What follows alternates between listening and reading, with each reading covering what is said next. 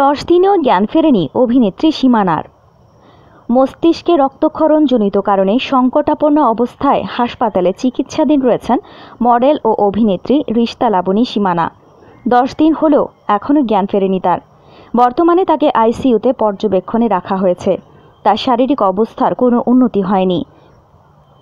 অভিনয় শিল্পী সংঘের সভাপতি আহসান হাবিব নাসিম জানান, বুধবার 29 মে সীমানাকে পিজিতে বঙ্গবন্ধু শেখ মুজিব মেডিকেল বিশ্ববিদ্যালয় বিএসএমএমইউতে স্থানান্তর করা হয়েছে। তার নতুন করে কিডনি জটিলতাও দেখা দিয়েছে। তার মস্তিষ্কে রক্তক্ষরণের কারণে সার্জারি করা হয়েছে। তাকে এখন ভেন্টিলেশনে রাখা হয়েছে। নাসিম বলেন, সীমানাকে আইসিইউতে রাখা হয়েছে। সীমানার বাবা বুধবার 29 মে ডাক্তারদের সঙ্গে কথা বলেছেন, কিন্তু তারা খুব একটা আশার আলো দেখছেন না।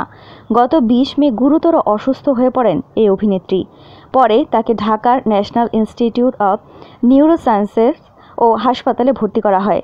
এরপর সেখানেই তার চিকিৎসা চলছিল, কিন্তু শারীরিক অবস্থা ক্রমশ অবনতি হয় বুধবার 29 মে অভিনেত্রীকে বিএসএমএমইউতে স্থানান্তর করা হয়।